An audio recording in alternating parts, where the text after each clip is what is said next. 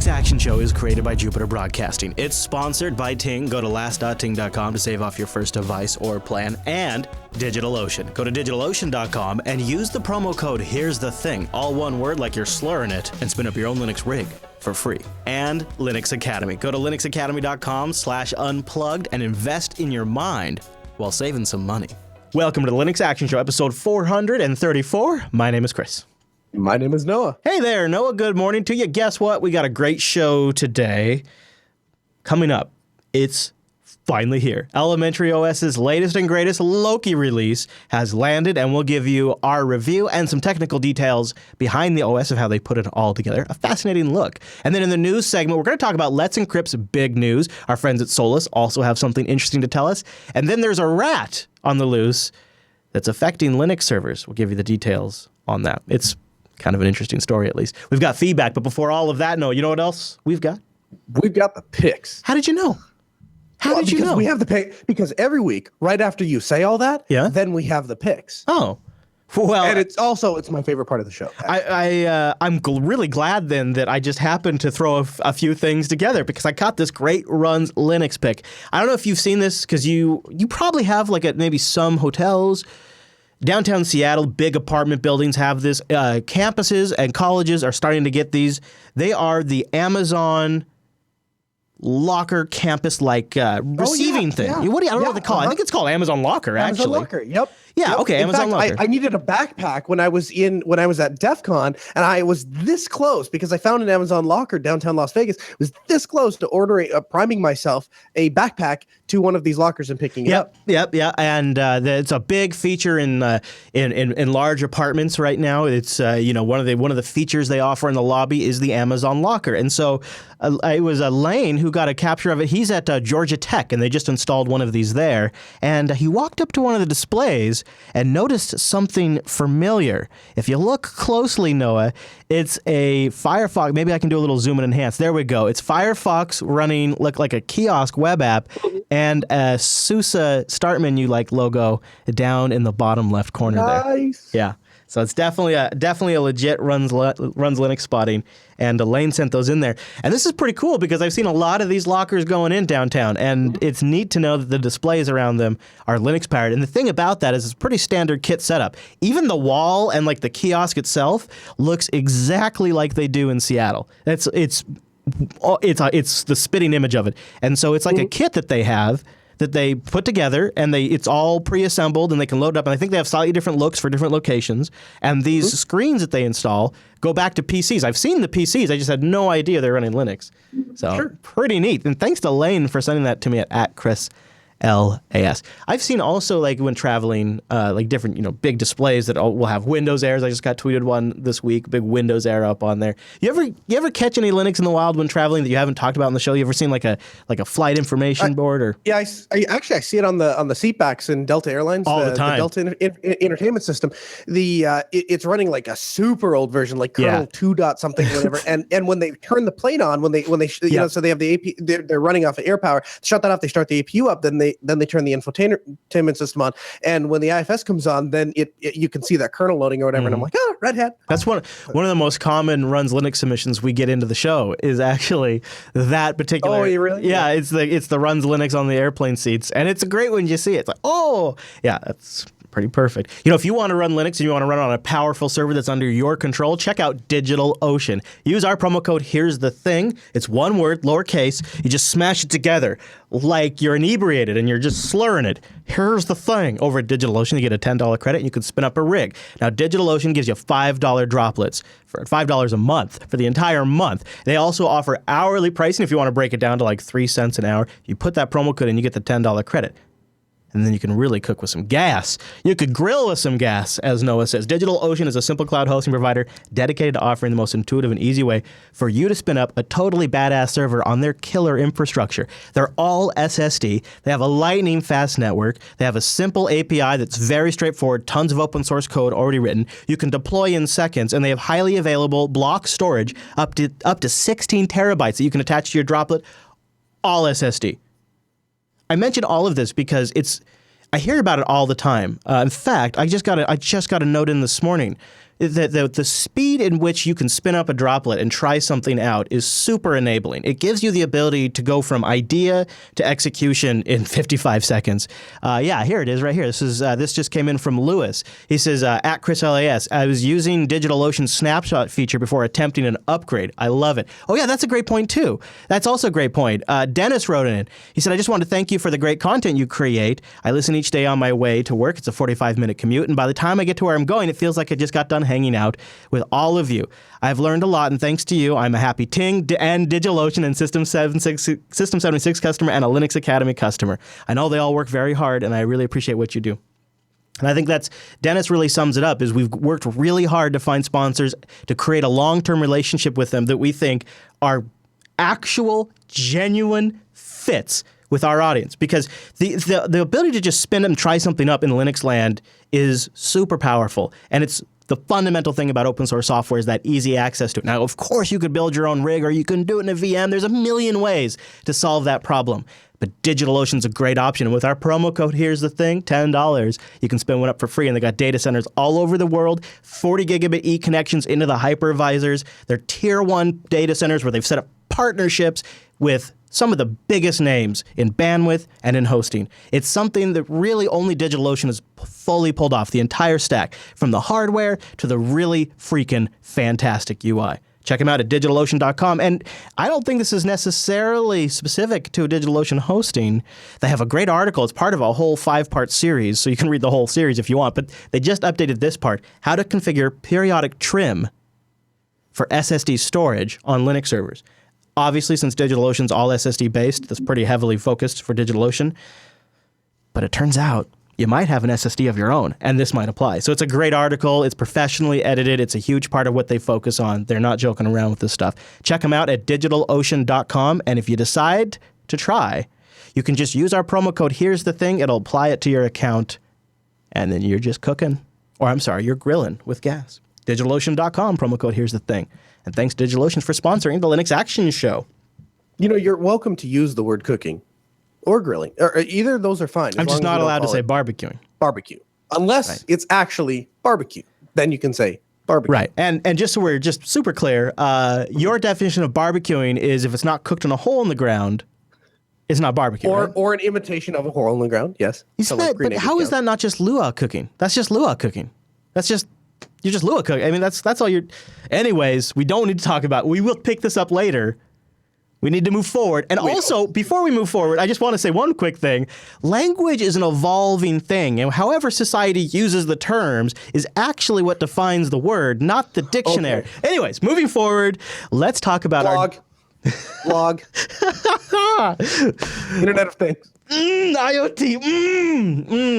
Cloud. I love that one too. All right. Burp learning. Okay. All right. You're torturing me. You've made your point. Let's talk about our desktop app pick. Teleconsole. Teleconsole just recently went free, and it's a free service. Now, full disclosure here, this is for you when you want to be lazy. This isn't Chris coming at you about the most secure way to share your Linux terminal with the world. This isn't me talking about the latest and greatest in private, totally encrypted communications, although I'm sure it all is that. I'm just putting this out there as a super easy way to share your terminal session with people you trust. Your friends can join via command line using SSH or by using their browser. You can use it when two parties are separated by NAT, and you can connect via SSH directly.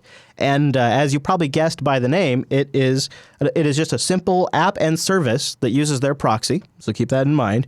And the command is very simple. So I trust it in the most part because they're just proxy and SSH connections, so if you generally trust SSH, but keep everything in mind. It's really simple. It is a very easy way to either completely just share your screen and do like a screen casting session, or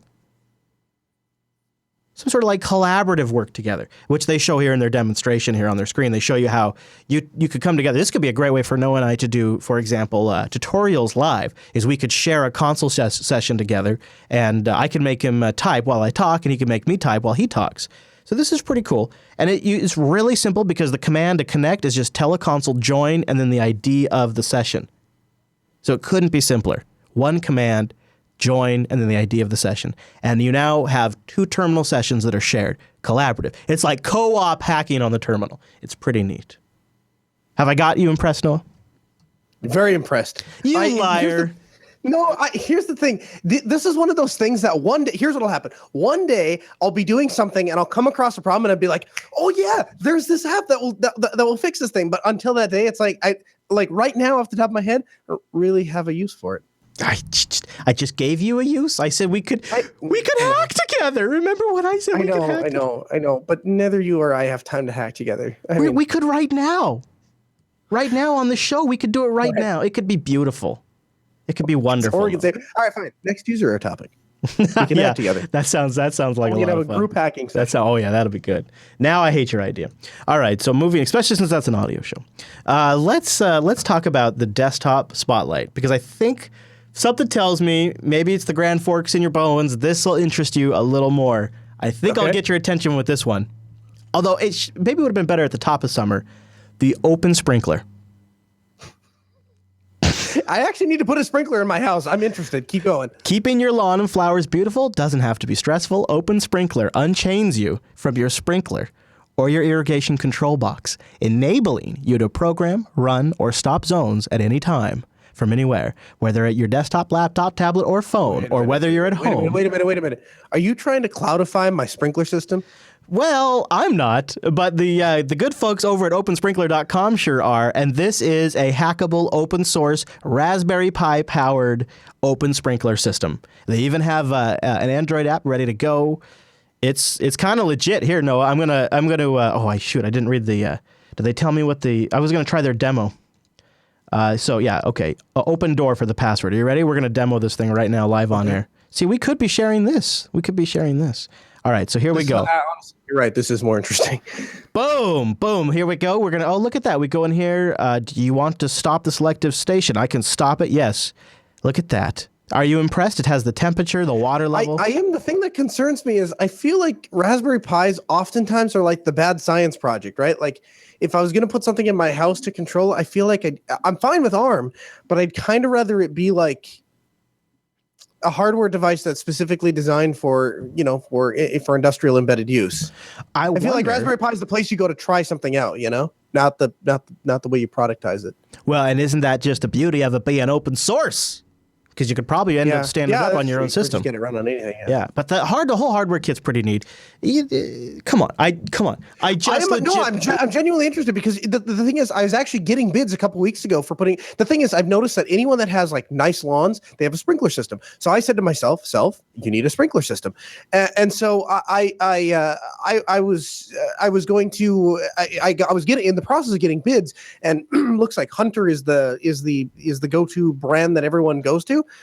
But if I could use this instead for the controlling part of it, I'm all over that. Especially if I can find some sort of an industrial ARM machine to use. Here's what I like about it. It's Linux controlling sprinklers. Stop. That is good. That's all I got to say. That's why it's the Spotlight. It's not a desktop pick. It's just a Spotlight. It open sources powering sprinklers, keeping your grass green. Now, I just say let the grass grow, let it die. Don't bother with the sprinkler system. Hey.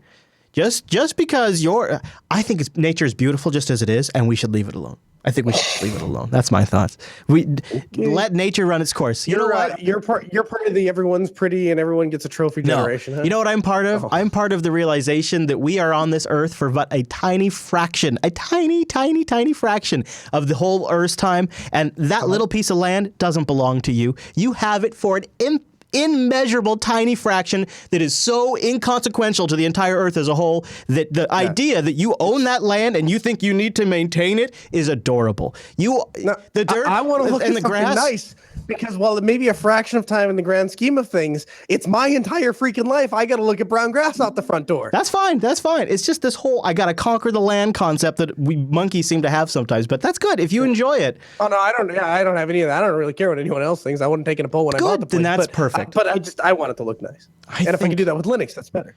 There you go. And I think that's perfectly legit. Hey, you know what else is legit? Our new show, Freaking User Air, brand new show on the Jupiter Broadcasting Network. Who knows when the 4th episode is going to come out, but we got 3 out right now. And I think legitimately, I'm not trying to brag here, Noah, but I think everybody each episode's gotten more and more positive feedback. Mm-hmm. Really happy about that. And the beard, he's coming out. People love him. He's blossoming on his own. He's got a big update in the next episode. All of that. User Air episode 3 just came out, Sustainable Laziness. And we do actually tackle quite a bit of it topics, I guess I should say, that would be relevant to your interests, including... There is no limit. Yeah, I mean, there's a lot of Linux in it, though. We cover anything from small business topics to possibly Rikai being dead to some really interesting and important Linux stuff that I think we did our best take on it yet in that episode. So check it out. User Error 3 is out, and we have a link to all the episodes in the show notes. And I'll also just give a quick plug. You can't quite see it. Oh, yeah, you can. You see that new... Look, I got the new Jupiter Broadcasting rocket sticker on my monitor there. Nice. And the new die-cut BSD Now logo, too. JupiterBroadcasting.com/stickers. Yeah, we should get a last one on there, huh? Yeah. I should just get all of them on there. Crap. Yeah, boy. I know, right? JupiterBroadcasting.com/stickers. You can get a show sticker, get a network sticker, get a sticker for all the shows, put some new ones up there. They're pretty cheap. It's a nice way to support the network and also just get yourself some swag or maybe help us market a little bit. I stick them on machines mostly. Back of a phone case also works pretty good. Like, especially, I'm going to say that BSD Now one because it's die cut to the microphone. Oh, yeah, there you go. My face on the back of my phone. Bam! It's great. Yep, seen a lot of that. Man, talk about a conversation starter. Is that a sticker of you on the back of your phone? Well, yes, it is. Why is it there? Well, let me tell you about it. Let me tell you about System 76. Let me tell you about Linux. Thank you, too. Look at Sia Boots 9 in the chat room says, user error is quality. The editing works very tight, but at the same time, very relaxed sounding. I agree. Thank you very much. And so check it out. I'm really happy with the way User Error 3 came out. This week is totally nuts, so I don't know when User Error 4 will come out, but if you subscribe to the RSS, you just get it when it's ready. All right, but we're not here to talk about User Error. We're here to talk about major Linux news stories and review the new Loki release. So let's do the news.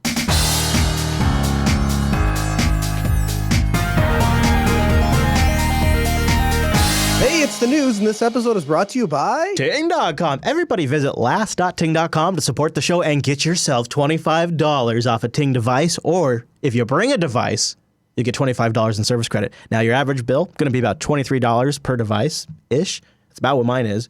And if you get a $25 service credit, that's going to pay for more than your first month. They have two networks, CDMA and GSM, so you probably have a device that works with them. But here's the beautiful thing about Ting. You only pay for what you use. What? That's right. You only pay for what you use. When you go to last.ting.com, you can learn more. No contracts, no early termination fee. You don't have to pay for minutes or messages or data that you might or might not use or that you get to roll over.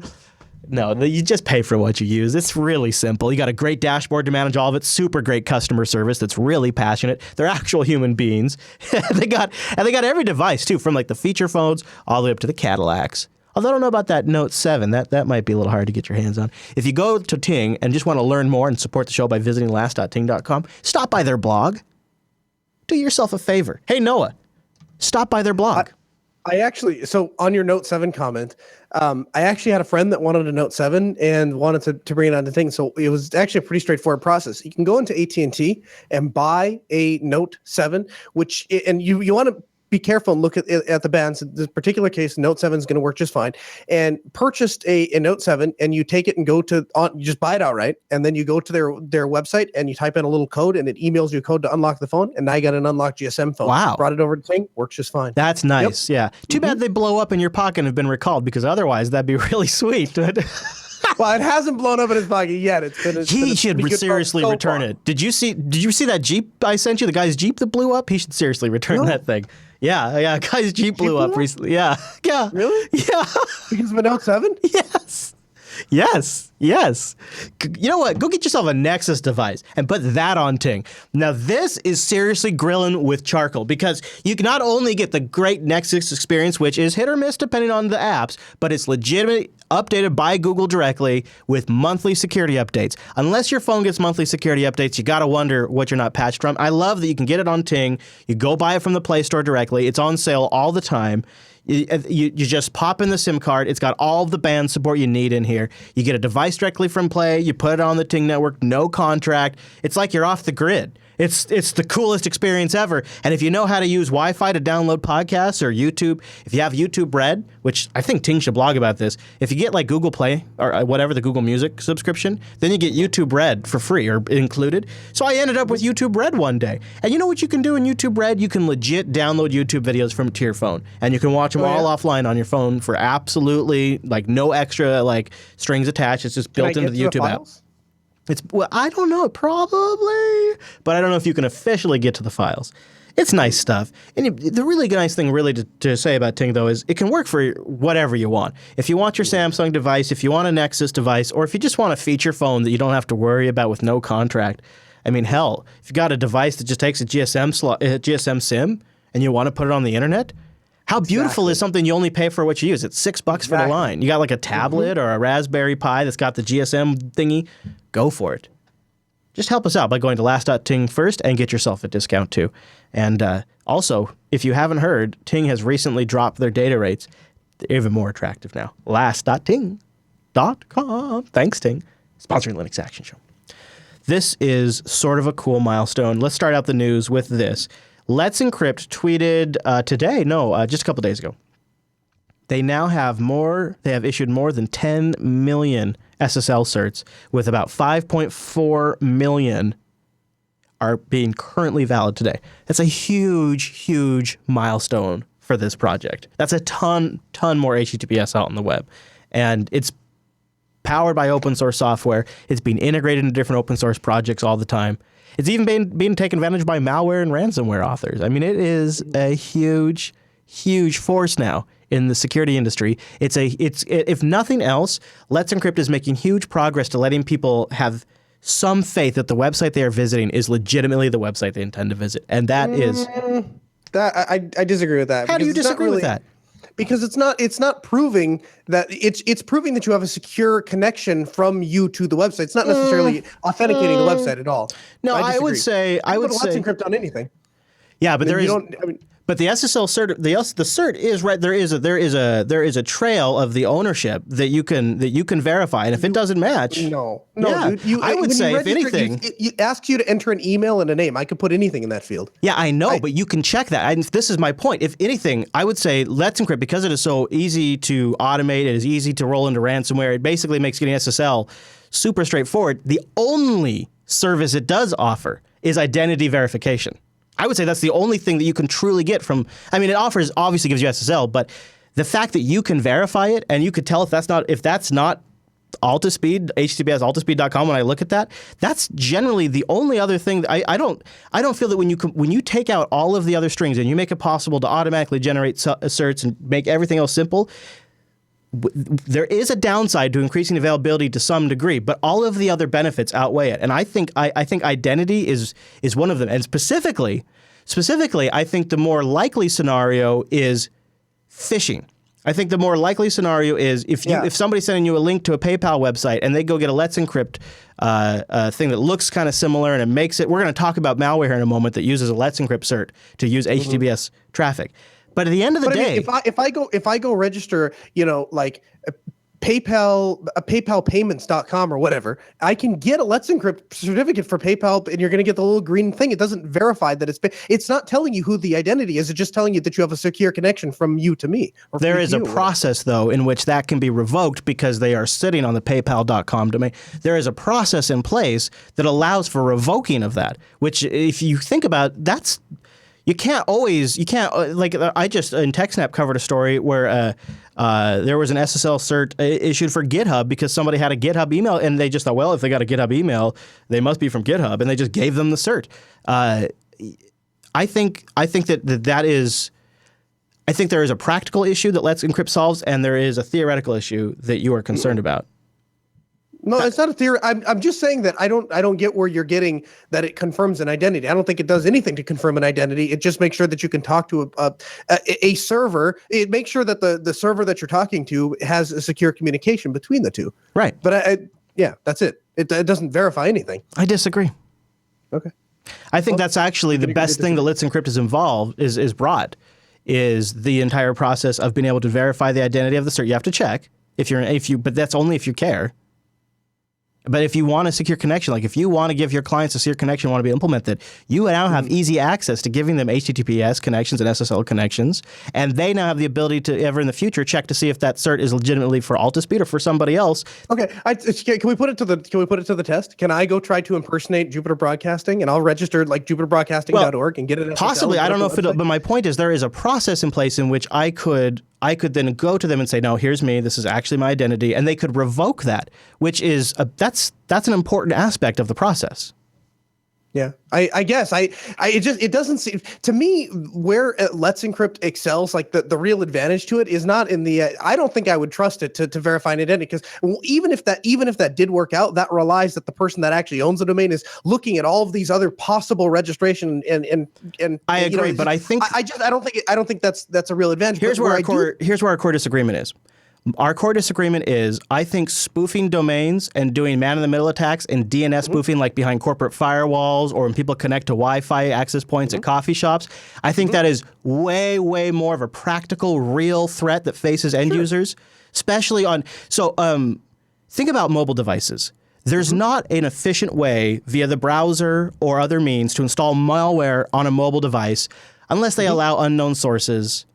There's not a good way to get malware on like you can with a Windows box. And so the way that users are being duped now is at the DNS level. If you alter where website requests get sent at the DNS level, you affect all of the devices on the network. You get everybody. You get Android devices, you get iOS devices, you get Macs, you get Windows, you get everybody. And it's becoming rampant. It is a massive problem. And this is a practical, real issue affecting users that have no idea what they're doing, connecting to just anybody's Wi-Fi all the time, or people behind corporate firewalls that are getting redirected based on tricky DNS. Yeah, they don't have a choice, This is the problem, the fundamental issue that Let's Encrypt solves. That issue right there is an actual problem affecting people, that when you have valid SSL certs in place, that you make it the access to those SSL certs easier, then more people can have. Now that I agree with. That part I agree. That's the kind of identity verification I'm talking about. No, but I don't agree with the identity verification part. Because what I agree with, if you have a DNS server at your corporate level that is redirecting, I did this to my clients for Facebook.com. Let's just use Facebook.com. Say they're all HTTPS. I now know if I visit https://facebook.com, unless they are doing something very advanced, I now know if I'm getting a bogus website or not. If they didn't have SSL encryption before, that is identity verification. I know that's not the true identity of the website I'm visiting. That might be true when you're going. First of all, I don't think Facebook.com is using Let's Encrypt. But when you're looking at these, my point. I just using that as an example. Here's the problem. The problem with Facebook.com, it's going through like VeriSign, and VeriSign there actually is a process. I have to send in documentation that I own the business. But you have to prove with Let's Encrypt mailing address and all that other stuff. Let's Encrypt. I simply type. I fill in 3 fields. I press enter, and I have a certificate. It takes 30 seconds. But then they also check the domain to see if you have to verify that you own that domain. Like they'll check the server. Sure, but what I'm saying is, if I register jupiterbroadcasting.io, I assume that's not registered, right? I can go generate a certificate for jupiterbroadcasting.io, and I own that domain, so I can put a Let's Encrypt certificate and start it up. But the problem is, if I went through something like VeriSign, or I'm just using them because that's the example that I have. I don't have to send a copy of my mailing address and prove that Altispeed exists at this address, and then they send me a little form in and I sign it and send it. But none of that happens with Let's Encrypt. It just literally generates a certificate. And maybe there is a process for going through and saying, I actually own Jupiter Broadcasting, and this guy is impersonating me by creating his own little domain over here. And maybe there is a revocation process. But that doesn't guarantee that when I visit a website and I get the little green padlock, that's actually Jupiter Broadcasting. All it tells me is that I have a secure connection to that particular server. But where I think that there's an advantage to that is take a look at the difference between like SSH and Telnet. Telnet is like inherently insecure and totally unencrypted. And SSH, it doesn't take any more work to SSH into a server than it does to Telnet into it. But because the process has been so heavily automated and is and secure by default, everyone uses SSH. And I think that's really where Let's Encrypt shines, is because we're going to get in a point, I don't know if we're quite there yet, but we're really, really close. We're going to get to a point very, very soon where HTTPS is just going to be the default. And when you just deploy something by default, it will happen because of the advantages of Let's Encrypt. That's where I think the advantage is. I really strongly disagree that the advantage of Let's Encrypt is in identity verification. Does that make sense? Sort of. I think we still like. So when I guess I don't want to drag this out too long because I feel like we've been talking about it too much. I feel like I guess we could talk about it in the post show. So it confirms the domain by doing a challenge response script on the server owning the domain. So you have to have access to the server to have the cert become legit from Let's Encrypt. Sure. So you for your scenario, what you're talking about, you'd have to own the web server and then create a certificate and exist on that server. I don't know. I don't. That's no problem. That's a Jupiter Broadcasting. I own JupiterBroadcasting.org, for example. If I had a web server on it, I could own the web server. But not .com necessarily. And see, the thing that I do agree that is owning. You know, I do agree that you could own a web server and then go get a cert and then have the challenge response program work. And maybe it's gotten more automated since the last time I tried it. But in my recollection, you had to have that challenge response. So as long as you have that, that's at least a barrier. Whereas people getting DNS spoofed is happening constantly. But we should probably move on because I don't think we have to. Because I don't know. I guess we could pick it up on feedback if people want. You know what? That's a good. Let's do this. If people want to, set us straight or give us their thoughts, go over to jupiterbroadcasting.com/contact. Choose last from the dropdown and let us know your thoughts on it, and we'll pick it back up if you guys have some good points of clarification or something like that. Because I think it's a pretty remarkable milestone. Regardless, 10 million certs issued is pretty huge. 5.4 million are valid right now as we record this. That seems historical to me in some sense. In some sense, like in a post-Snowden world, that seems like that's a bad day for the NSA. Like that I think we agree on, right? Oh yeah, for sure. Yeah. Assuming that people are managing those certificates well, right? Because or the fact that they expire, you don't renew. The other thing is if you think about it, like if just as a thought experiment, if the government goes and collects all of this information, even if it's encrypted, and then all of a sudden at any point you let that private certificate lapse, now they can go back and say, oh, now we can go back and decrypt all this stuff. So you really got to pay attention to it. Yeah, it is an interesting world, and more encryption is always a good thing. And what I would really like to see is just that take off like crazy, which has improved, just so that way you're not an oddball when you're the one using encryption. It's just the norm. So that's something we'll see. We'll keep an eye on it. And congrats to Let's Encrypt, too. Probably should give a congrats over to the Solus project, too. They just dropped a new version of the Bungie desktop, 10.27, with nice improvements over there. Really slick-looking release this time with some nice updates. But the other thing I noticed from the project that caught my attention, look at this. They're announcing mate support. Yeah, they're going to, I guess it's part of an effort to bring over all kinds of desktop environments to Solus. They're bringing over Mate. So there'll be a Solus Mate edition soon. Mate, right, Mate.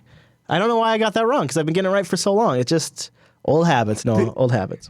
Because it's spelt like mate, that's why. Yeah, if you're an English speaker, it looks like mate to me. But I think it's pretty cool to see a project that I think initially started out really kind of being known for creating its own desktop environment, not being afraid to break out of that dynamic. And I think that's pretty impressive and shows that there's some long-term thinking over at that Solus. I mean, they're going to keep obviously working on their desktop, but they aren't religious about it. And I think that's kind of interesting. So there you go. Also, just a quick mention, not really a plug because that's the wrong word to use completely. I want to talk about this GovRat. Now, RAT, Noah, do you have a guess what RAT stands for in the malware context? I have no idea. You're going to feel silly when I tell you. Remote Access Trojan. Yeah, see? Okay. RAT. Okay. RAT, yeah. First discovered in November 2015 by InfoArmor, the GovRat malware is remote access Trojan sold on the Hellform. And according to recent listings by a guy named The Real Deal, GovRat's price is 2.574 Bitcoins. You can also buy the whole damn source code for $6,000, probably equivalent in Bitcoins. It's being the hacker is, I guess, well known, they say. And once a target's infected with GovRat, the attacker can use it to send off further infections to other local network machines and scan the network for traffic and dump passwords for infected apps that it detects. The data can be used to spread to nearby servers from whereby it can infect more victims. GovRat allows its buyers to use and access an infected host, search for crucial files, and then exfiltrate the stolen data to a remote server. And GovRat can also deploy USB worms to USB flash drives, which will infect any other PCs. that the flash drive is plugged into. That's a Windows-only function. And the functionality is used by jumping from target to target for air-gapped networks. That's specifically what they have it in there for. Also, your control and command server also runs on a Linux box if you'd like to host that on a Linux box. It has... Did he do that on DigitalOcean? He probably could. He probably could. I don't think they want you to, though. It also has customized encryption. Oh, good. Which, just coming out of our encryption discussion, that's kind of ironic. And then also SSL support, but you have to get an SSL valid cert, probably from Let's Encrypt. So the customized encryption, that's a funny one. It almost makes me think this whole thing's fake. Almost. It might be. First of all, so why call it GovRat? That seems very obvious. I guess they claim it's because he wanted to market to people that want to hack governments. The customized encryption for communications is probably the tell that this is fake, because the worst thing you could do if you know what you're doing is roll your own encryption. There is not a bigger mistake you can make, because you are not as smart as the rest of the entire world, and you got to go with something that's been banged on. You got to go with something that's just been in production that that really holds up. And when you roll Unless your own, it's open source, then in which case everyone knows the secret, so it's not very. It's no good. You got to get rid of that. Can't use anything open source. Got to get rid of that. Anyways, it really is a gift to government agencies like the NSA when you use your own encryption, because you undoubtedly would make a mistake. And it's the same reason why I wouldn't say Telegram is hack-proof, because they're rolling their own thing. Yeah, there's not a bounty that's been cashed in yet. But so this kind of makes me think it might be FUD, because a real expert that would build something like this would probably know better than their own custom encryption, unless it's just marketing speak. Just a couple other points of interest on this thing. It gives you the ability to execute remote commands and then pull it all down to this one server. And if they detect that somebody has picked up on this event, like I don't know how they detect this, but if they detect that somebody on the network, like an administrator, has become aware of this, it will spin up and start sending to a bogus remote server, a fake one, and stop sending the legit one for a while to send people on a different track. And then, like, I don't know if you can get the data somehow, or it just doesn't, it never sends it back. I don't know that part. But it'll actually pretend like it's communicating with a fake command and control server just to throw the sysadmins and security folks off track, which I thought was pretty clever. And of course, they got versions available for Windows and Linux. So have at it. For $6,000, you too can own your own GovRat. It's just weird. It's just weird.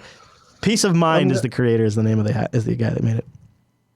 Maybe customized encryption just means they took an existing encryption thing and like tailored it so that it's right, like something legit, and then like called it something really cool, like some marketing term. Yeah, like they one-click deployed their encryption. Precision encryption. Like I want precision encryption on my stuff. Yeah. Like, you know what I mean? And it could just be like they're just using GNU PG on the back.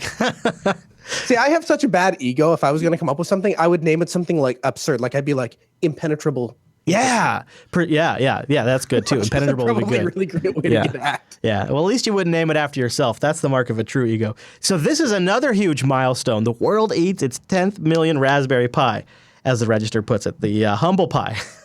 Raspberry Pi has sold over 10 million units and has announced today a brand new Raspberry Pi starter kit to celebrate the achievements. And Noah and Chris, I think Noah, say to themselves, why did they not release this a lot earlier? So this is an official starter kit from the Raspberry Pi folks, starting at $99.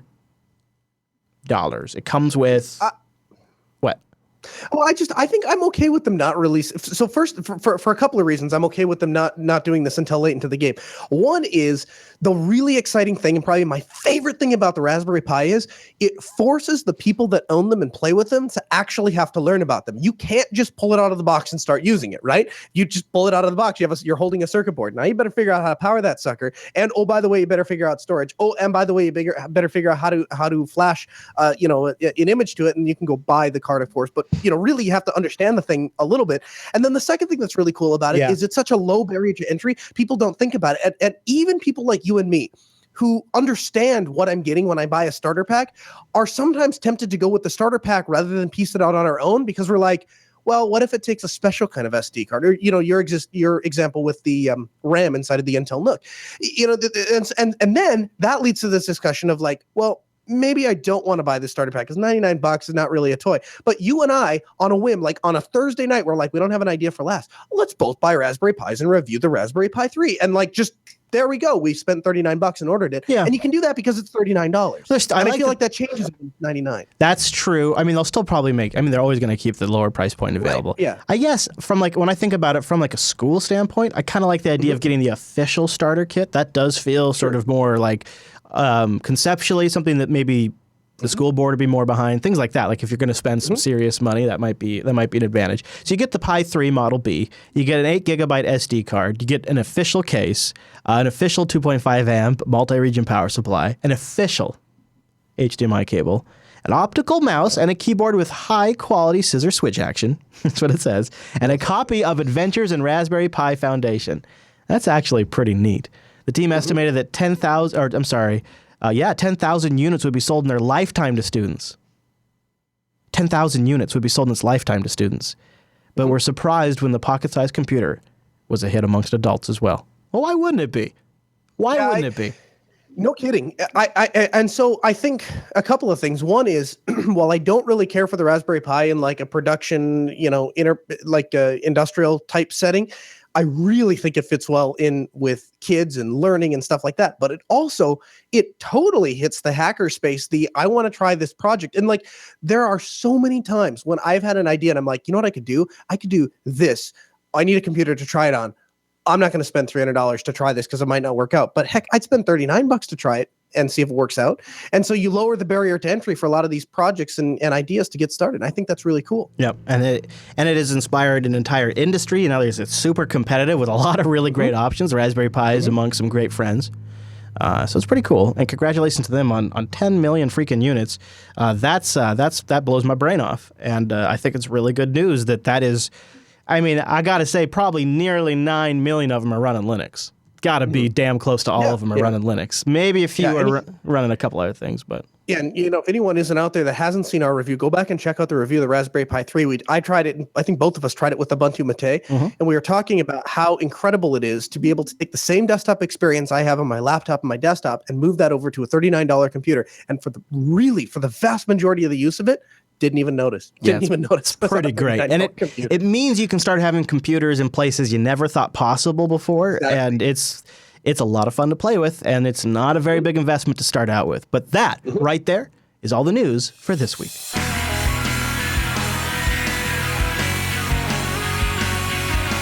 Elementary OS has their brand new Loki release out. It dropped on Friday, and we're going to tell you our thoughts. Been kicking the tires on a few different pieces of hardware. I'll do a rundown of that, tell you what I love about the OS, maybe what we think still needs some work, and give you our general thoughts on this very unique Linux distribution. But before we get to that, I want to thank our segment sponsor who makes it possible, Linux Academy. Go to linuxacademy.com/unplugged to support this show. You go there, you learn more about the Linux Academy platform, a unique place built around Linux. Everything from the basics to the advanced topics and all of the stuff that runs on top of Linux. If you need to get certs, if you want to get hands-on experience, if you want to just get your employer's attention, or you need to challenge yourself and learn something new, like Noah does, he's a developer now. You go to linuxacademy.com/unplugged.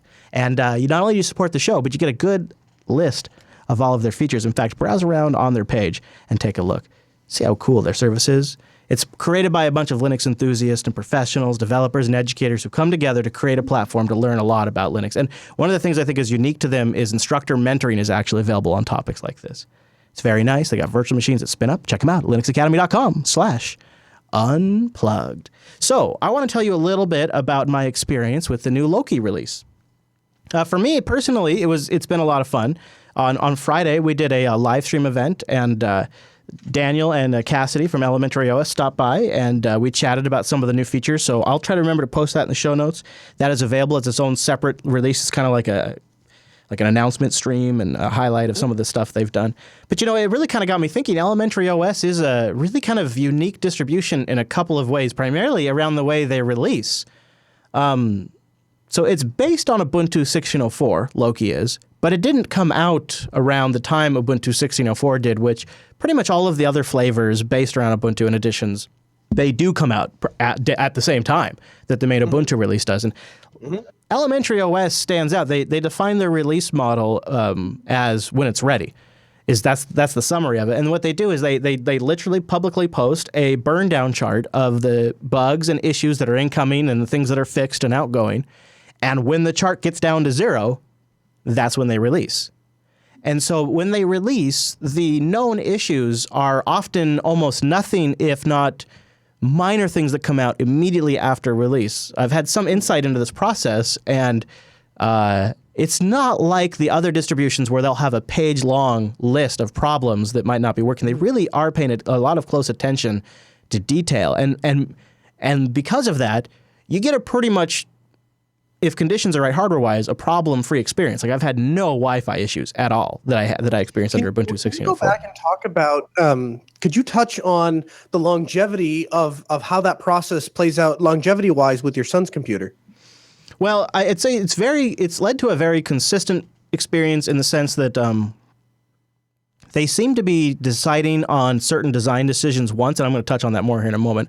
And then they stick with it through multiple releases. So there are key commands that worked in Freya that still work in the desktop environment in Loki that I learned once, and it's still applicable. There's a consistency there.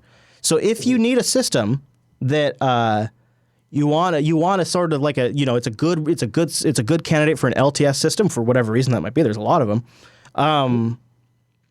It's a step above because it's a refined LTS experience. You have to kind of be in. If you're a Linux user, the perspective to think of is, what do I want from a desktop? Do I want something that's a little more refined, a little more stable? And that's, I think, the appeal at the core of it for Linux users. But I don't really think that's their core demo. I think Elementary OS is really more focused on Windows and Mac users. They're not really focused on Ubuntu Unity users and GNOME desktop users or Plasma desktop users or XFCE or et cetera, et cetera, et cetera, et cetera. They are really, honestly, focused on switching people from Windows and Mac. And I think that sort of explains the philosophy behind some of what they've done. I have it loaded here. I thought maybe we'd go over a little bit of it. So I've got, this is the pretty close to Loki default install. And one of the things I can't really show you that they've worked on a lot is the new notification system. Yes. I like it a lot. It's way better than the system in Unity. And all of them get listed sort of like you would get a notification pane on Android. You can pull this down. Even compared to what it was in Freya. Yes. And the granular controls of being able to set, like, what shows up in the when the notifications come down. I think actually the notifications settings is a pretty good example of what I'm saying about a consistent design, that once you grok it, it's like this screen I have up right now. This is the screen you configure how notifications behave. And I can look at this screen without even reading a single word on it, and I can tell you what every one of those options does without even reading the words. That sort of visual recognition. So hold on a second. What you're saying is that your mind is a very picture-based. It's true. It's true. Yeah. Okay. And so you tend to gravitate towards pictures, and that tends to be a faster response than reading. Yeah. Yeah. Yeah. Well, and you see how they've illustrated. So for those of you on the audio, they have 3 boxes here that represent the different styles of notifications, and you can simply toggle them on or off. And it's clearly illustrated what you will get. And for somebody like me who's kind of picky about the notifications I get, I can't tell you how happy this has made me. And the fact that they have a global D&D toggle that you just hit and everything goes away. And you toggle it off and it all comes back. And everything gets listed here so I can come back and see what I've missed. It's the perfect way to do desktop notifications. And the UI to manage it matches. I mean, it's really slick. It is a great UI, and it's an area they've spent a lot of work on, and I'm really impressed. Another area that I don't feel like they're giving a lot of attention to, and this has just been in my testing. So my hardware has been the Purism Librem 15, a couple-year-old. Does tap-to-click work? Can you disable it? Tap-to-click is on. You know what? I'm not sure. I could let me check because they have some options in universal access. It looks like yes, it looks like you can turn it off. Yeah. Oh my God! Really? Yeah. Yeah. Right. And so the power. I don't know. So I've tried it. I've tried it on the Librem 15. I've tried it on a Bonobo, and I've tried it here on this XBS 13. And across all 3 of them, it has had the best battery life out of any disk drive reviewed this year. I've gotten legitimately an hour or maybe hour and a half more off my laptops. I don't know what that is. Wow. I couldn't tell you why, because I know they have done a few things in here. And in fact, one of the things that's really neat that they've done is if you have an application that's generating a lot of power usage, and I'm trying to do it right now in the application or in the system settings by moving it around and triggering a lot of stuff, if you go look at the power menu after you do that, it power shames. So in the power menu here, it says apps using a lot of power, and it lists the applications on your system that are consuming the most power. Did you really just say that? I did, because it tells you like these are the apps that are power hungry, and you should kill them. Burn them with fire if battery life matters.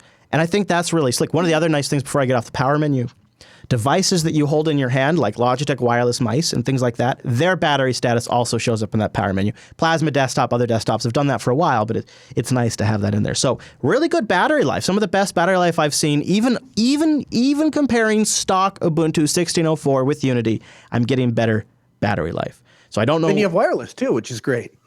Another feature that I don't know if it's brand new for Loki, but you might like it a lot, Noah.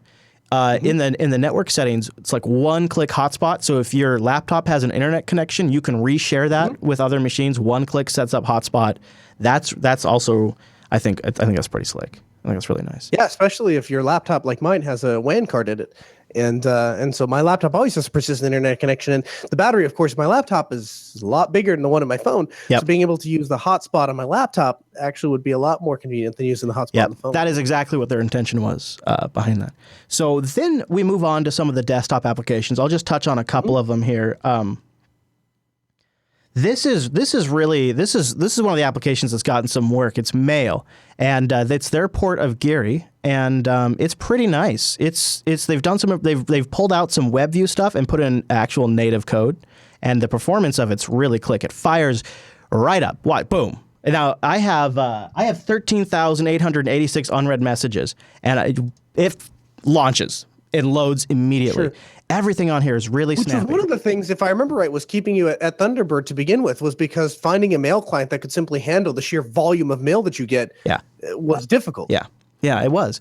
And Gary was one that I liked, but it needed some work, and it needed things touched up.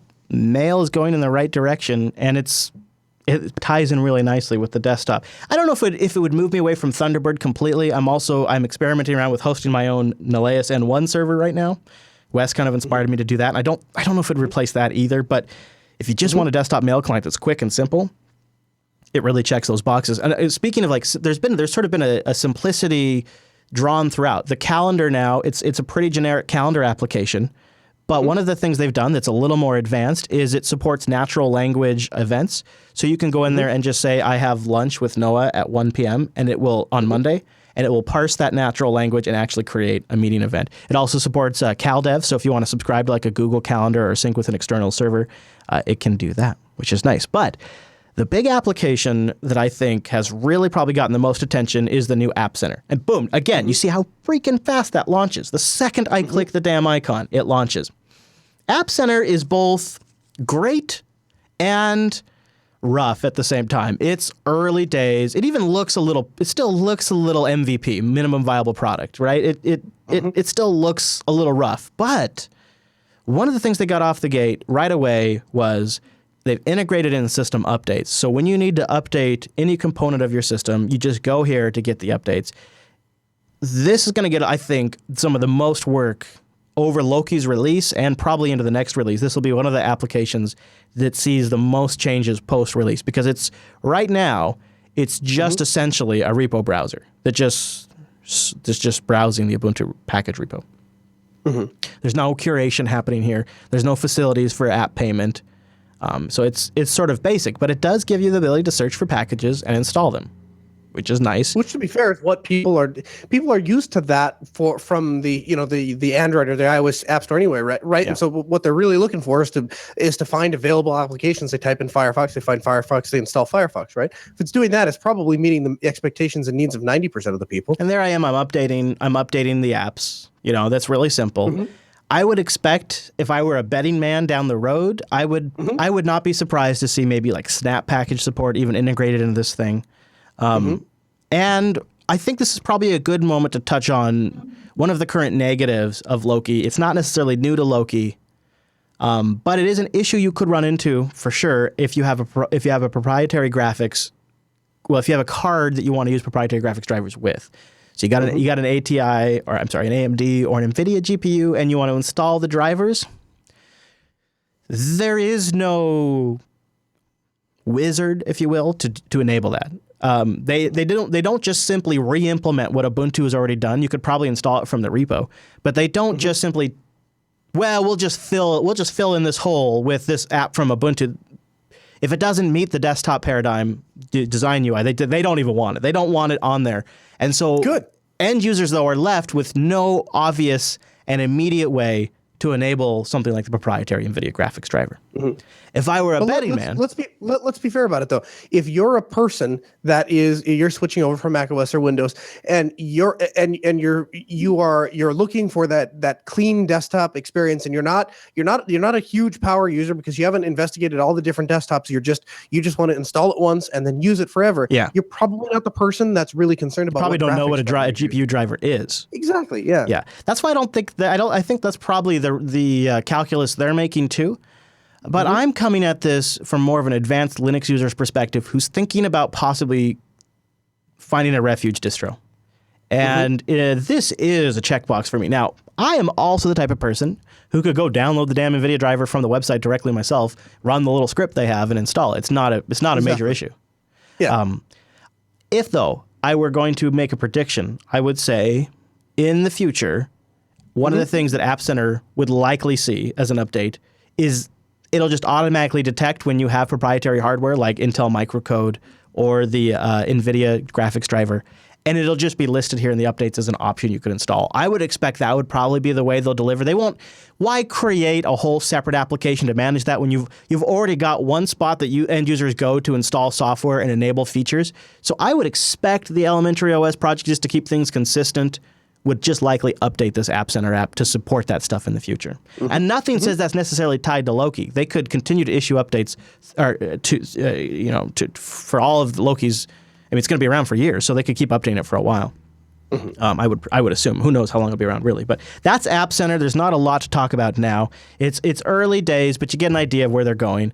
I could see this going great places. It's not a lot to write home about now. So I ended up, for myself, I still had to go down to the command line, apt install gdebi. So so I had a graphical way to install the Debian files that I download because that's my preferred method to install debs. I know I'm a maniac. And once I did that, I'm fine. It's really sufficient. It's also completely possible to use snap packages in this release of Elementary. I installed snapd, and now I have been using Telegram for days and days and days as a snap. So a lot of the chats you and I have had recently have been with me under Elementary OS using a Telegram snap. And it's just totally integrates in fine. I still get notifications. It's its own custom notifications, but I still get them. So that's one of, I think, the weak spots potentially right now is if you want a really super easy way to get NVIDIA graphics driver or the Intel microcode stuff, you're gonna have to go old school right now to get that working. But I would probably have faith in the team to set that up. They're pretty consistent about that kind of stuff. Now, Noah, I did mention right here. I want to give you a chance to jump in too. I'm sort of talking a lot. Sure. Yeah. If you want I admit right off the bat that I'm a terrible distro reviewer because I load my email client, I load my web browser, I load my terminal app, and I load Telegram, and I'm set. And as far as I'm concerned, if it does those 5 things, then it's a great distro. And if it doesn't do one of those 5 things, it's a horrible distro. Sure. But the thing where Elementary did stand out to me over like stock Ubuntu was I didn't have a lot of the problems that I had with Ubuntu. And I'll give you an example of one that is probably not the end of the world, but it kind of starting to drive me nuts now that I notice it. Every time I boot my computer up with the stock Ubuntu, I get a system error has occurred and I have to click cancel. And I've become so complacent. Clicking the cancel button. But when I was trying Elementary OS, and I'm seriously considering, and if I had more time, I would have probably done it this weekend, reloading my main laptop with Elementary OS and trying to run that for a little bit because I've had it with the wireless problem of 1604, and it was kind of funny to start out that I didn't have the wireless didn't work in 1604 on release day, and it worked the day before, but then it didn't the day it came after. And then ever since then, it's been kind of like an ongoing running joke, and now it's not funny anymore. Like we're 5-6 months past when they when they released this OS, and I still have to run a stupid script to fix my wireless card so I have wireless internet. And so being able to run and I had a second machine, being able to run that laptop, I noticed myself pulling that laptop out more simply because if I had to get something done, I knew I could just open it up. It would automatically connect to my hotspot. I could do whatever I was going to do and be done with it. And I think that kind of focus and that kind of attention to detail is the same thing that you and I like about Ubuntu Mate. And now we have something that is its own not unique so take much, on it. an own unique take, and has a lot of polish, like a lot of tiny little detail polish stuff. Yeah. Even if that means they leave out some of the big features, it'd be great for somebody like your son, or I'm even thinking about on my computer, because I can, work around those things, and my wife's laptop. Yeah. Yeah, so I guess it's funny you just said that, because I can work around those things. Elementary OS, and I think this is why a lot of people grok to fully categorize it correctly in the Linux community. It is, I think it is a great distro for people who've never seen a Linux computer in their entire life. Mm-hmm. And I think it's a great distro for really busy advanced Linux users. And I know those two things seem kind of incongruent, but the reason I say that is because if you want to get picky, you're going to have to get fiddly every now and then at the command line to get your graphics drivers, to get snap support, all of stuff down the road, Elementary will just ship out of the box with. Like, these will be items that we can check off in future reviews. But right now, you got to get fiddly. However, if you're a new user, you don't know what any of that stuff is, and it doesn't matter to you. You don't care. Yeah, exactly. No, and I'll tell you what does matter. This is the kind of shit that Linux users don't wrap their dumb heads around. And I don't mean to be blunt about this, but I can't frickin' believe it is pretty blunt. 2016, and nobody's figured this out except for the Elementary OS project. It is literally a crime against Linux users. It's so obvious, and only Elementary OS is doing this as far as I know. It's called Granite, and it is an easy button for developers. And it allows developers with very little effort to produce applications that are very consistent and look the same and function the same throughout the Elementary OS desktop. And I want to show it to you here for a second, because they actually have a demo. And so I'll hit the multitasking button here, and I'll switch over to a desktop that I already have running right here. And you can install Granite and try it yourself. And once you understand what this does, you'll be just as angry as I am that we don't already have this. So Granite gives straightforward, easy-to-use templates for developers when they're creating graphical desktop applications for Elementary OS. So as an example, let's say you wanted to throw a storage calculator into your program. They have pre-built a standardized storage calculator that all Loki desktop apps use. So every time you look at how much storage space is available, it's always the same chart. It's the same graphic. It's consistent. And the developer who's creating the application just inherits that. Here's another example. A time and date picker. A very common field to select a time and date in an application for searches or mails. Something that you generally, every time you create a Linux desktop app, you have to create this crap from whole cloth, and they're just giving it to the developers. And they give them demos to play around with this stuff. Like, here's an example if you want to create a tabbed application. You just snap this into your application, and you have the same exact tab UI experience that every Elementary OS app has. You didn't have to write it. And the thing that this prevents is if each developer had to try to implement that look on their own, there would be tiny differences in each application that add up to a desktop of apps that don't quite go together. It doesn't quite fit. Yep. And There's no cohesiveness. Exactly. And by creating the standard, they get to iterate on Granite. When they do an update to Granite, everybody gets the UI updates. All of the applications on the desktop get updated. And I seriously cannot wrap my head around why they are the only distribution who's thought of this. It's a fundamental paradigm to developing on Windows and Mac OS. Fundamental paradigm to developing on those desktops. They have their UI guidelines, they create the widgets and APIs for you, and you as a developer slap it all together, and boom, bada bing, you have a Mac desktop app that looks like it's native on the Mac. Well, that's exactly what they're doing here, and I seriously think it's brilliant, and it leads to consistent applications. And if you've ever looked at some of the crazy apps that are being created for Elementary OS, they have an incredible list of applications. You're like, why are... Elementary OS is great, but it's not that big. Why is everybody deciding to make apps for it? It's this. This makes it possible to get started on making the thing you want and not have to fiddle with how to do a tabbed UI. This right here shows you the deep thinking the project is doing about creating a consistent user experience. And so it's with that I touch on the next thing that's a little controversial. In this release of Loki, they've dropped their traditional Midori browser and they've switched to Epiphany, which is a pretty nice browser, but it's And it definitely looks really great on this desktop. It really looks like it fits in, and it doesn't take up a lot of room. And it's WebKit based, and now it's WebKit 2 based. So they've gone through and they've refreshed everything to WebKit 2 in the OS. But the fundamental issue is, as I load a Google Doc right here, you get this alert on Google services that says, the version of the browser you are using is no longer supported. Please upgrade to a supported browser. And Google Docs does kind of suck. And a lot of the Google services kind of suck. And they're the big ones, but now they're not the only ones where if you're not using Firefox or Chrome, you don't have a good time. I wish it wasn't that way, and the Elementary OS team says if Google is following web standards, this wouldn't be a problem. So this is kind of a ding, though, in my book. It's a web browser that fits in great, it looks great, but if I'm being honest, it's Safari for Linux. It's Linux's Safari. And, sometimes it's nice to have an extra slim browser that doesn't take up a lot of memory, that you can go to a web browser or to like a page in a different account and not have to worry about signing out. It's sometimes nice to have that extra browser. But even to do the show today, I ended up having to install Chrome in between segments to be able to do the show. So I would kind of say Epiphany, while I like it, I think it's a better choice than Midori. It would be really amazing to see them be able to ship something else. But nothing else will really quite fit the desktop look, and that's pretty key to them. That's pretty important to them.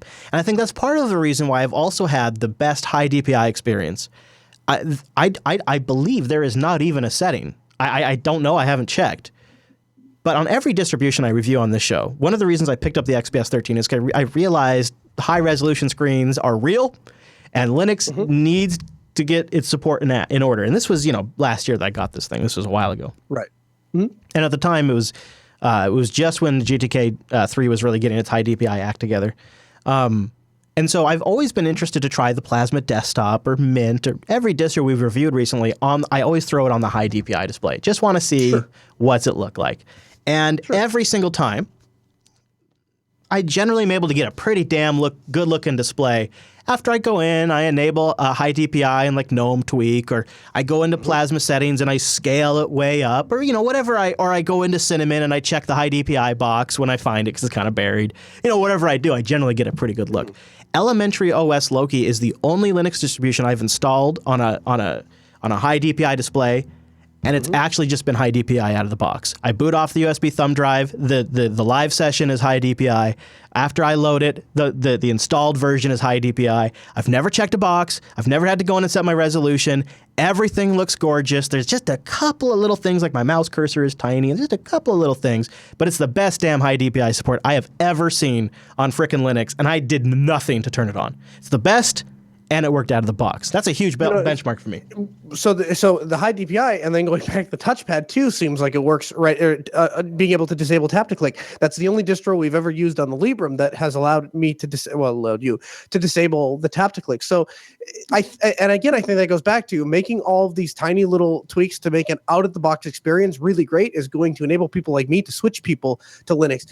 I guess my question is, the next time you go to reload a machine, one that isn't going to be, a frequent use or anything like that, like, not frequent changes, I should say. Like, for instance, the Bonobo that you use, your Skype machine.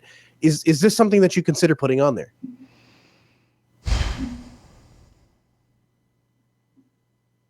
I'll tell you what's kind of pushing me over the edge a little bit. It comes back to this consistent UI. So I think I could kind of illustrate it. I was looking at the desktop and I thought, how do I switch desktops? I mean, there's a button I can click to switch desktops, and so I started messing around with like a Control Alt arrow and Alt arrow and Control arrow, but that didn't really do anything. And then I was like, well, I bet it's just the super key, and it was, and it's just the super key, and it does it, and It's been little tiny micro things like that every time where it's just what I expect it to be is how it works. Here's another example. Here's another example. A lot of times distributions, they name things something that I don't know. Like if do they call it Thunderbird? Do they call it Mail? Do they call it Web? Do they call it Firefox? You never really quite know. In their application launcher, you don't have to know the name of the application. You can search based on the function, on the action that you take in the application. So I can type in SSH, and the first thing that comes up is execute SSH. But because I started typing S, I also get things like screenshot, or I could do things like www.google.com. and it will open up Chrome and take it to google.com in the search. So if I don't know what they call their screenshot application, I can just type screenshot. If I don't know what they call their terminal application, I can just type SSH and it launches the terminal. So not only can you search based on the name, but you can search based on the functionality of the application. And that's not something I knew until I was like, I don't know what they call this, and I just typed it and it just found it for me. And I like that. There are several times where I see something I'm like, oh man, they thought of that. They thought of that. That is so nice. And that being able to apply that consistency has made just in the few days. So full disclosure, I got Loki early. We both did. We got it before release, about a week before release or so. And so I've had a while to try it. And I find myself now when I'm at my upstairs Gnome 3 desktop, kind of wishing I had Loki, just because I've learned, like, I really like the way you switch between desktops. I really like the way it all looks. Down here at the bottom of the multitask, so I have here's all my different desktop environments, and I could blow through them and see what's on each one, and I've got a few going right now, and I could start a blank one. But if you look at the very bottom, and it might be cut off on your return feed there, Noah, there is the running applications are here, and I can close them here, or I can just jump to the desktop that has these, and this is in the multiple desktop overview. So I can go right to the Chrome desktop by clicking on Chrome, or I can go right to my calendar desktop. And I don't have to. It's an even easier version of the GNOME Virtual Desktop approach, and it looks even slicker. And the implementation is super solid. I have dragging applications between desktops works better than on any multi-desktop environment I've used before. The way I can assign it, all of it is so nice. It's all keyboard controlled too, which you wouldn't know of at first, but there's keyboard commands to do all of it. The real question you're asking me is, can I live with Ubuntu? And I think I could I think this machine, the production machines here, would be really great for this because it's elegant, it's nice, it's simple, it's consistent. But there's still a part of me that loves to play with fresh software. So either Snaps have got to take off like a son of a bitch, or I still got to have an Arch machine around to play with the latest and greatest open source stuff. So here's a dovetail question then. A lot of people would argue that one of the big advantages in the GNOME desktop environment or the KDE desktop environment or even Mate now is that once you learn that desktop environment and you become comfortable with it, you can swap that base out as much as you want. You can go to Arch, you can go to Ubuntu, you can go whatever. And the way that you interact with the operating system is absolutely identical. It just because the underlying base changes out. So does that affect your ability to want to really dig in and learn all of the key commands and nuances of elementary OS when it's basically a desktop for a singular operating system and it doesn't really translate to any other distro? Does that affect your opinion at all? Yeah, that is a tough call. That is a tough call. I think again it comes down to the task. It definitely, if I was in a work environment or I was still in IT consulting, I think this would be a lot easier of a question. I think simply because of the job that I do, it's particularly hard for me. But even now, I think the two machines I have it on, I'm going to leave it on. This will probably eventually get reloaded just for testing. But I don't talk about the Librem 15 a lot these days, but man, this all metal computer with elementary OS on it, it looks good, Noah. It looks like it's meant to be. Yeah. And it's a real nice experience. And this, for some reason, and I don't know if maybe it's because I'm using the Intel video driver. I'm not sure why, but this thing wakes and goes to sleep as fast as I open the lid up. It's awake, and as soon as I close it, it's asleep. And wow. And the wireless connects super fast. And the nice thing is that it works with the notification system, so I can see the second that the wireless has been reactivated. And so I open the lid, and it's really, the process goes like this. I open the lid, and by the time I've sat down and have my hand on the mouse, it's reconnected to the internet, and everything's ready to go, and it's instantly on. And I don't know how they could have possibly tweaked that from stock Ubuntu, and maybe it's just their desktop environment and the Intel driver working together to make it fast. But damn. And, just after having the Wi-Fi issues I had with Ubuntu, I really wanted to make 1604 my refuge distro because I do have computers that I legitimately don't get around to updating for 3-4 months at a time. And a distro like Elementary OS, where I want it to be rock solid and consistent, but I don't want to have to manage it. Man, I think this is it for me because I think it's It feels like its own unique product. It feels like something different. They release it in a way nobody else does, and it's even fun. They build hype. They had a keynote to announce the release. They talked about the open source jobs they're creating. I mean, they've got a good message with it all. They're doing something here nobody else in the Linux desktop space is doing. And it's not even for everybody, but it's absolutely for a certain type of user. And I think it's great that somebody out there is trying it. And Loki, to me, now seems like, I guess if I'm being really honest with you, Loki's the release I never thought we'd get. I thought by now they would have bitten off too much than they could chew, that they would have just been panned as another Ubuntu derivative, and they probably eventually would have faded out. I thought this a long time ago. I haven't thought about it recently, but what Loki is, it's the opposite of all of that. It is a team that now has full-time staff, not a lot, but a few of them. It is they have an open bug bounty tracking system where their own users can go and say, this is a feature or an issue that's important to me, and I'll put money behind it. And for a distribution that has a lot of projects under its belt, it's nice for people passionate about it to be able to go fund those things. They seem to be using that well. I think Loki is the accumulation of a lot of what they've been working on for a long time. It is one of the most polished Linux distributions, period. Not to mention one of their best releases. There are some outstanding issues. There are some things they haven't added yet. But when the things are missing, it's generally, there's a good reason behind it. And having worked with the team over the last week, I can tell you, they are very detail-oriented. They notice the small little things that I notice that nobody else ever points out, and they noticed them, and that was that's a high benchmark that I set. It's small things that they really fret about, and the big things too. And I think they've really got something here with the Loki release, because it's all of that effort and intention and work they've been doing, and it's all kind of landed in Loki. Some of it's new, like it's the first release of Mail. It's the first time they've switched the web browser. It's the first release of the App Center.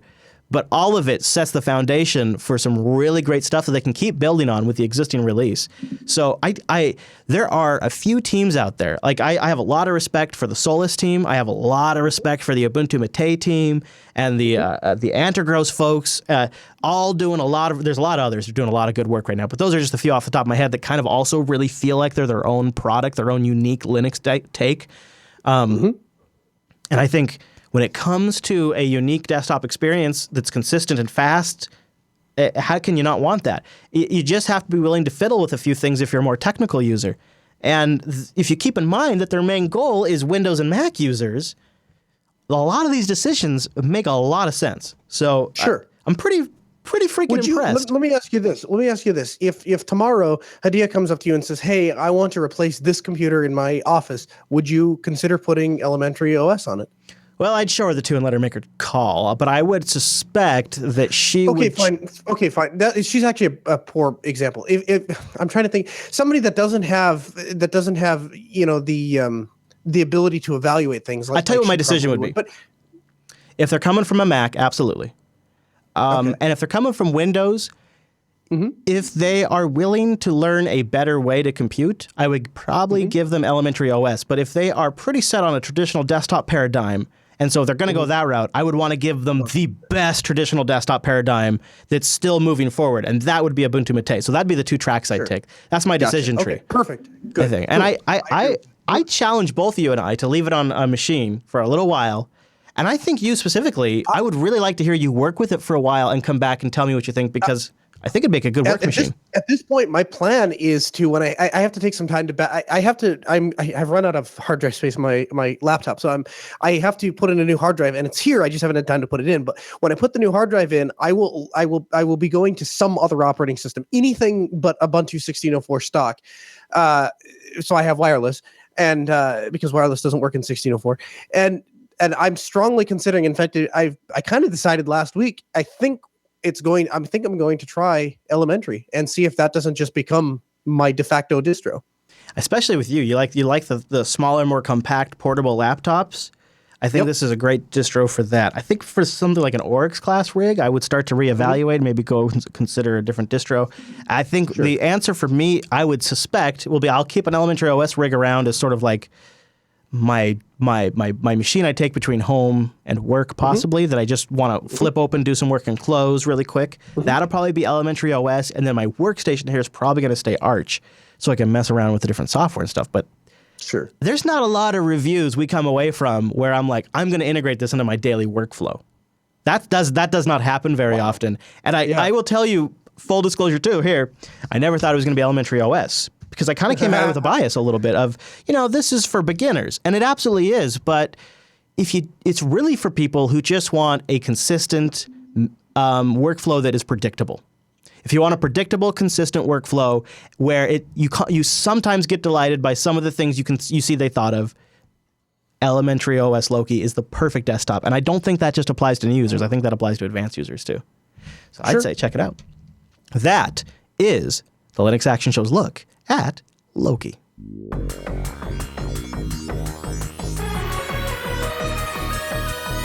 And that brings us to the end of this week's show. But before we get to your emails, I want to thank System76, creators of machines born to run Linux. They got a bunch of great systems, desktop, laptops, and servers. But I can't stop talking about those laptops. They got the new GTX 10 series now in 2 different models. Oh man, that Oryx Pro is looking better than ever, and I won't lie, I configure one just about every darn day. There's a lot of great systems, starting with the Lemur at 14 inches all the way up to the Oryx Pro. But one of the things I think System 76 doesn't get enough attention for is their absolutely killer desktops.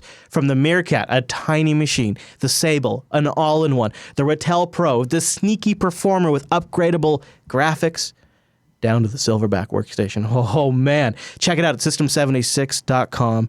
Go there, pick up a machine, and tell them the Linux Action Show sent you. And tell them Noah switched you to, God, I keep calling him Linux. Tell them that Noah switched you to Linux. That guy. Tell him Noah switched you. Maybe you'll get something nice. But really what it's all about is getting a machine that's built to run Linux. Even if you don't stick with Ubuntu, I can tell you from my personal experience of being a System 76 customer for over 10 years now, any distro you want is going to work great. But the support and the product around Ubuntu is great too. You check it all out at system76.com. Thanks to System 76 for sponsoring this segment of the Linux Action Show. Also, I want to give a big thank you to Mr. Michael Tunnell, a.k.a. Rotten Corpse, producer of the Linux Action Show, who created some sick graphics for our elementary OS special redress, if you will, of the last set, and I think it turned out really good and fit the color theme that they have really nicely. And he banged it out for us real quick, so thank you to him for making that possible. At Michael Tunnell, if you want to follow him on the Twitter, not Mitch. Not Mitch. Not Mitchell Tunnel. No. Now, let's talk about high DPI. That's what Gordon wrote in. He said, today I bought a brand new 28-inch Samsung ultra high definition monitor so I could enjoy glorious 4K resolution in my Linux Mint desktop. When I turned on the monitor, I was caught by surprise. The image was beautiful and everything was sharp and super, super tiny at the same time. Searching through Linux Mint and the NVIDIA settings, I couldn't find any high DPI options. So I can scale up my desktop to have more enjoyable environment.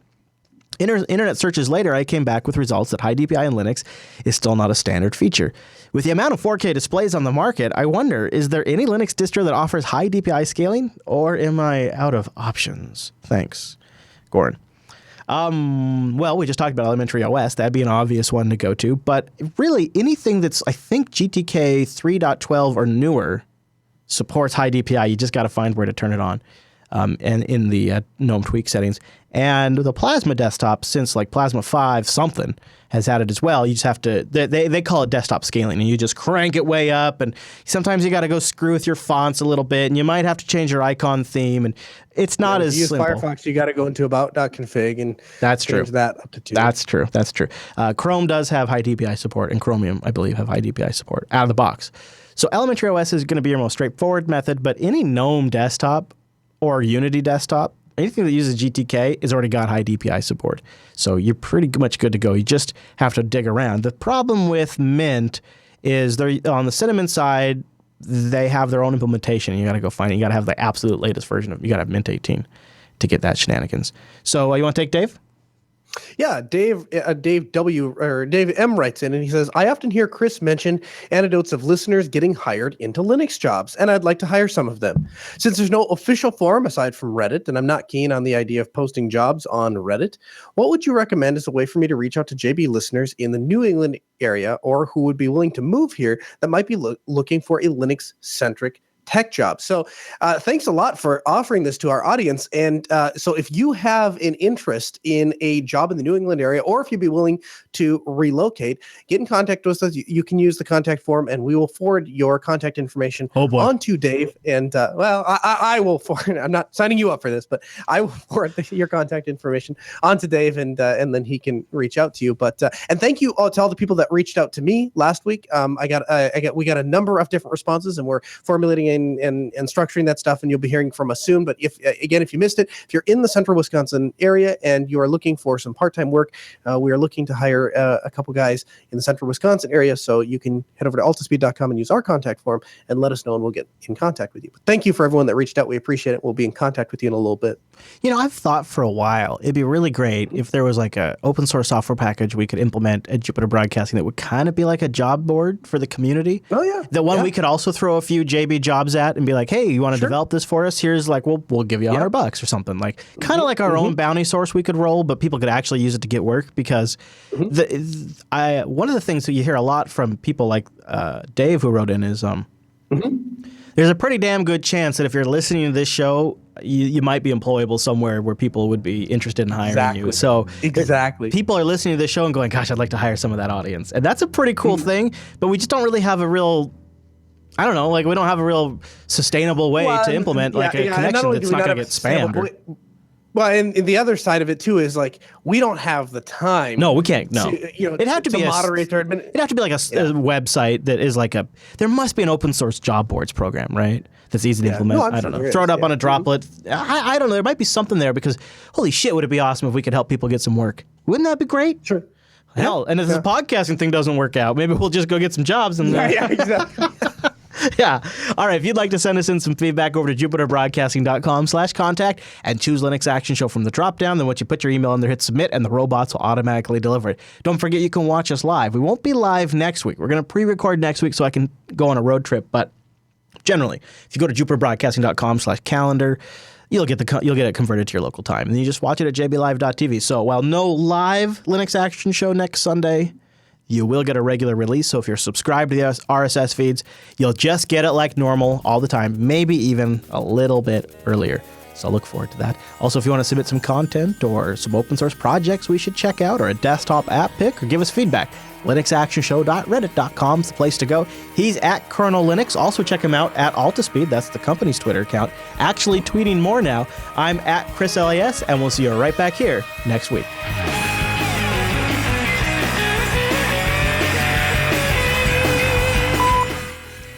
Noah, go get me some barbecue. No problem. We'll run down to Tennessee, and I know a great spot. And then that's what we should do. Yeah, dude. Anytime. Listen, and I mean this with all sincerity. Anytime you want to go to Nashville, you let me know, and I will be there. Live show from Nashville. And earth. What? I will move heaven and earth to get to Nashville. Like any day of the week. It's one of my favorite places I've ever been. Huh? Never been. Yep. I should go. They have the hot chicken is amazing. Like I basically live at Prince's Hot Chicken anytime I'm in Nashville. Oh, now you're talking my language. And there's barbecue, and I mean barbecue, real barbecue. Like every 10 blocks, you can find another barbecue joint, and it's good. Like, oh my, I can't even talk about it anymore. I'll get mad if I talk about it because I'll start missing. So we gotta go soon. That's what you're saying. Chicken. Yeah. We should do like in the middle of winter. Oh yeah, you know what I got right here? Yeah, I got that high DPI. I got your high DPI. I got elementary OS with high DPI, everybody. Good. Why do you start on the, like, what is that white thing? I assume that's your desktop? That's my screen. I was just checking my screenshot, because I'm going to run the Linux Academy video. Oh. It also makes it easier for Rekai because it's a big white frame in the video preview cell that makes it easier to see where to. Except when you like do it a couple times, and it's probably not so helpful. It's still good though, because he knows that wouldn't be in the main show. You see, it's still good because that would be like really weird if that was in the show right now. That'd be weird. It'd be really weird.